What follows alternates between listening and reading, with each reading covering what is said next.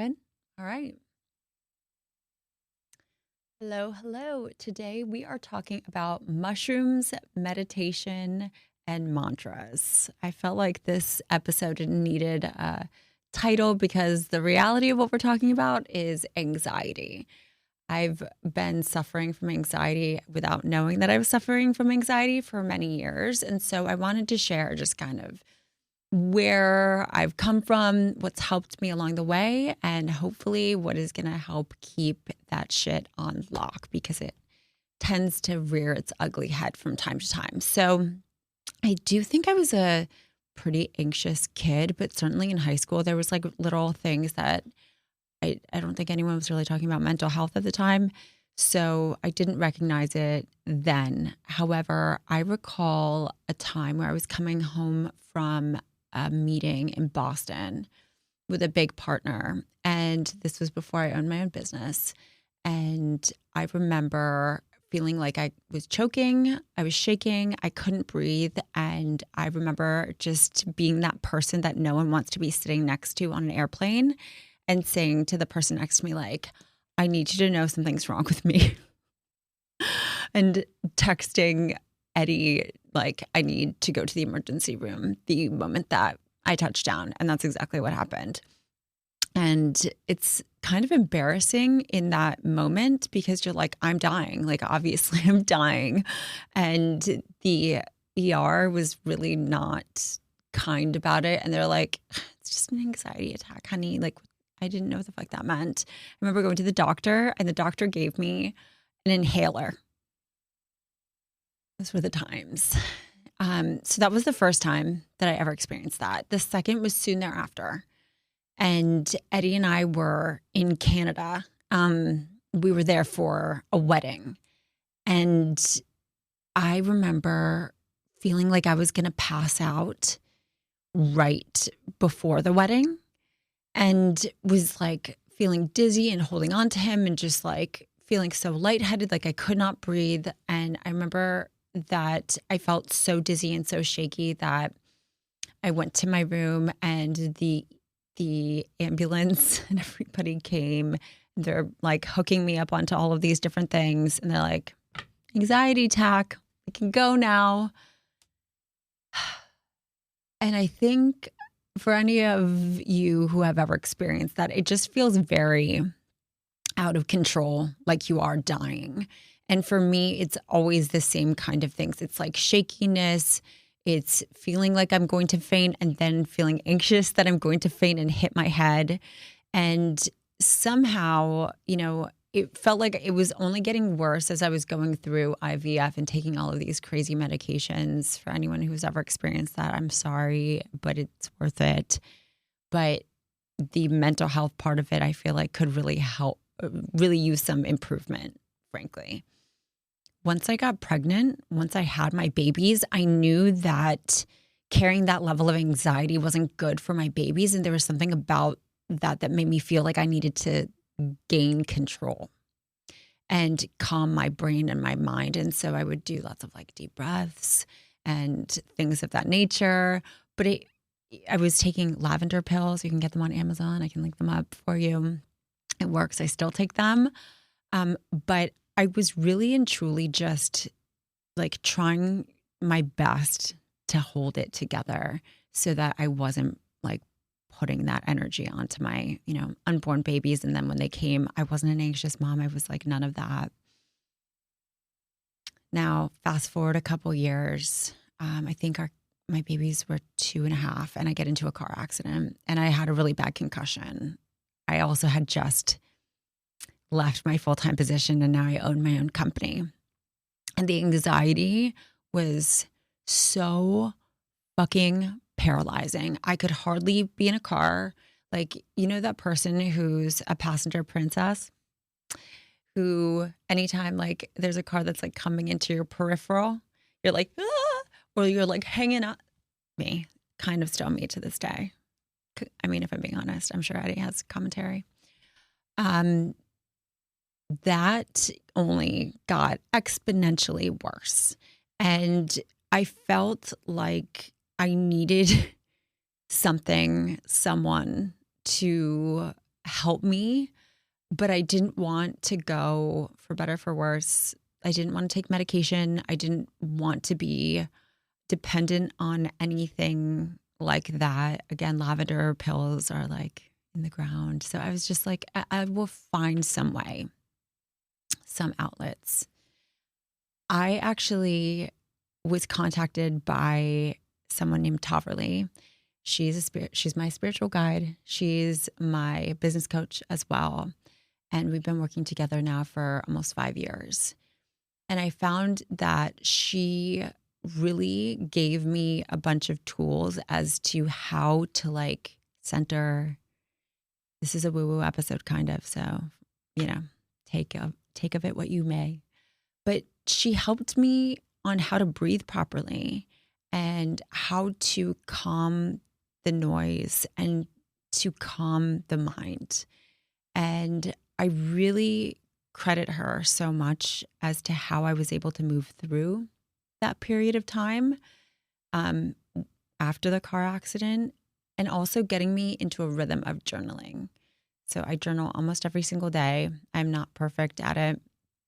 I do it for 7 minutes most days, but just having some routine to be able to put my thoughts, all sorts of thoughts, but also focusing on the ones that are happier, gratitude, but also, things that were scaring me or things that were just on, like, we need outlets, right? I do believe, obviously, in therapy, but I also believe that the brain can only take so many inputs. And if you're not releasing some of that, then like, where does it go? It like circulates in the body. And I really feel like that's what was happening after the car accident, even before then. And I just needed outlets. And so, working with her was helpful. Journaling has been helpful. Moving my body and being really intentional about when I'm moving my body and not having my phone near me. I'm almost always listening to a podcast, surprisingly. Even in Soul Cycle, even in a Pilates class, like I need to be focusing on something so that I can hear like just that voice, not just the instructor's voice, over a loudspeaker. I need to be able to like fully zone out. And that has been such an incredible tool for me over the past several years. So then, the business starts to get, do this, as we've talked about. And there's different levels of anxieties. Like there's employees, there's client demands, there's like bitchy clients, there's people pulling me in this direction, that direction. And like,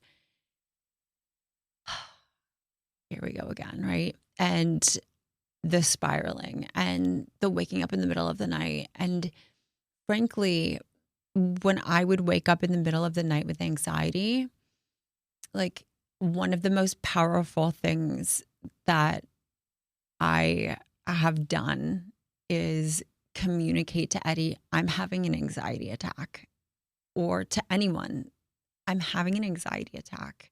Because for me, that has like de-emphasized or allows me to release that like strain or pressure, or like I'm doing this alone. No one knows that I'm about to faint. Like I need to tell someone. That's helped me. Now, at the time when I first started doing that, Eddie would be like, okay, like obviously anyone who's being woken up in the middle of the night, they're fucking tired. Like he didn't know what to say. I didn't know what I needed to hear. So he's like, okay, just like get off your phone and go back to sleep.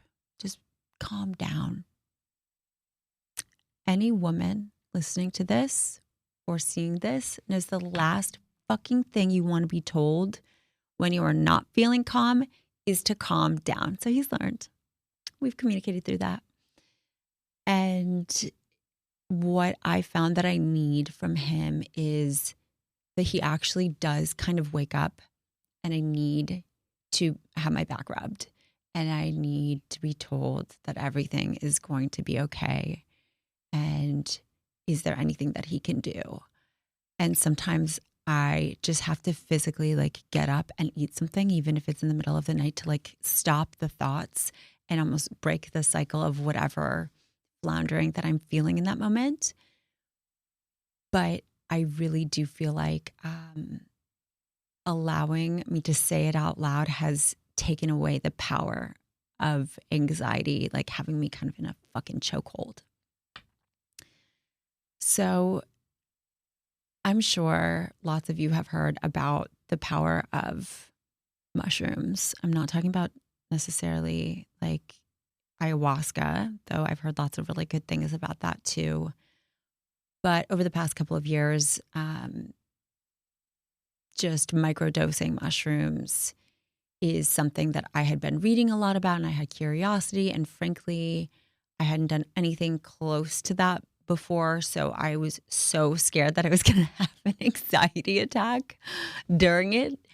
But Eddie and I were in Tulum, and prior to that, actually, he had been going through some things, and we rented an Airbnb for him, like a couple minutes, frankly, away from our house, so that he could just have time to microdose, journal, and he came back a different person.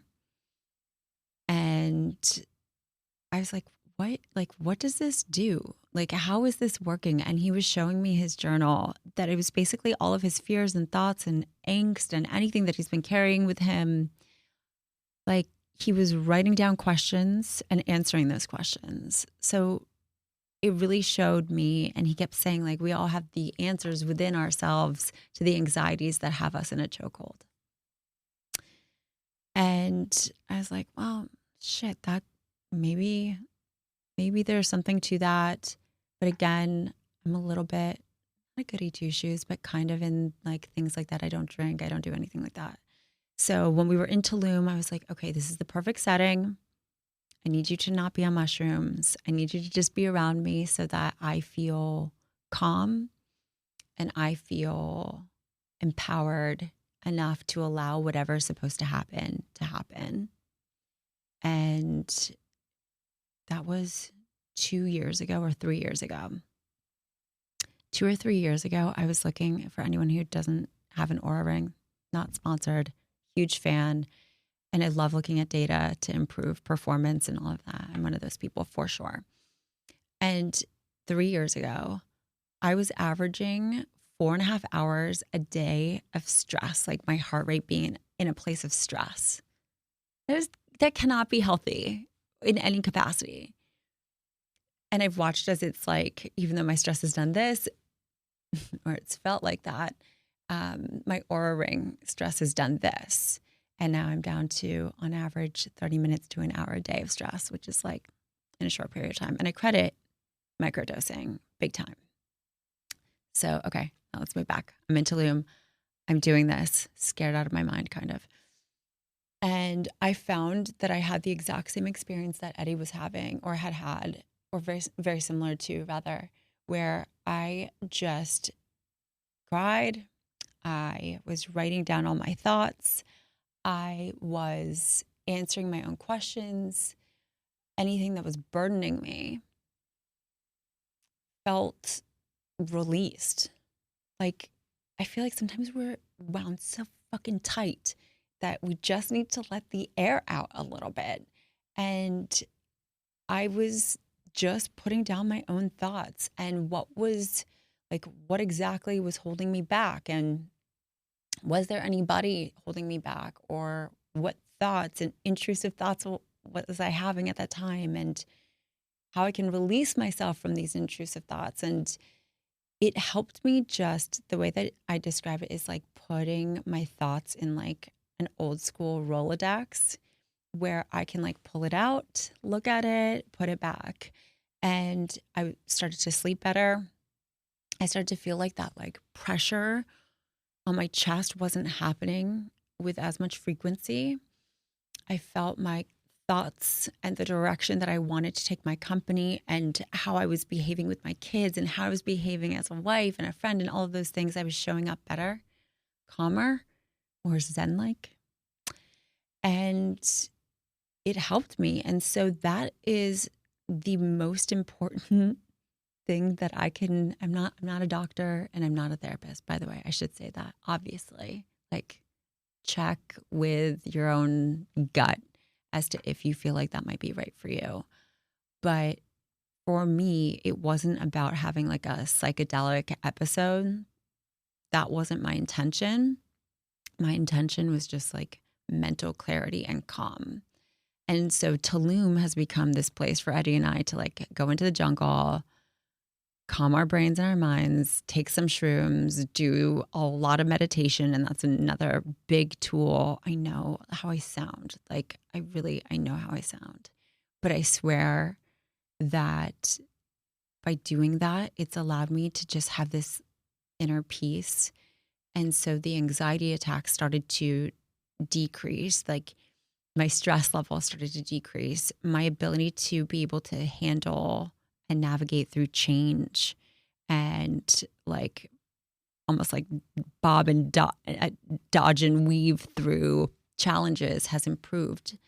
And that is like that mushrooms, like I said, meditation and mantras meaning like journaling every day and giving myself some like pep talk, because we are hit every day, no matter where you are in your career, with some bullshit. Like on social media, I know that's what I do, but social media, from friends, family, people are just like tossing their energy left and right. And like, where are you going to be able to hone in on what you want to hear and what your body and mind need for that day? That's what I tell myself. I write it to myself. So if I'm manifesting something, cool. If I'm just saying like, I am attracting calm and peace today, cool. It can change. It can definitely change depending on where I am. But it's something to consider. It's really something to consider. For meditation, I use the Gabby Bernstein app. And oh my gosh, like I would want to punch me in the face too for some of these things that I'm saying, but I swear by them. And at one point, when I'm talking about, or when I mentioned the plane ride and the weddings, like this was happening to me every fucking day, where I was so anxious about everything. It was too much, frankly.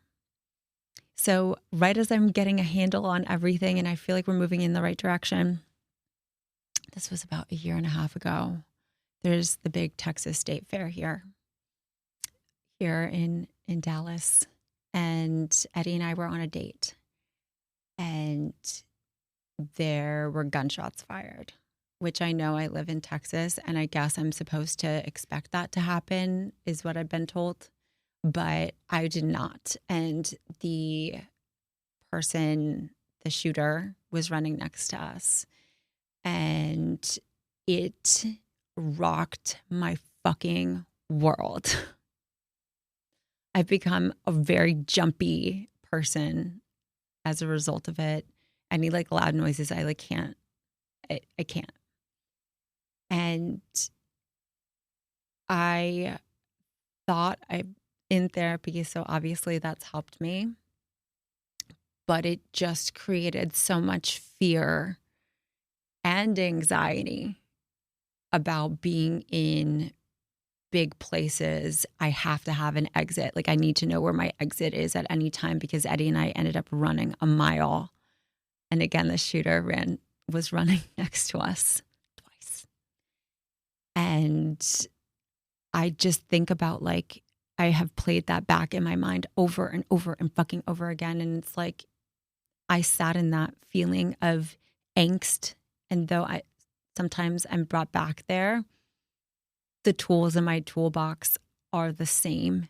And I think as a result of that, I was able to move through it through journaling my fear, journaling my angst, getting it out, meditating, moving, being quiet with my thoughts. It does a number to you. Again, I've heard it happens in Texas. I don't give a fuck. That's not normal for me. Like, it's not something I want normal for me. And I have little kids. And so that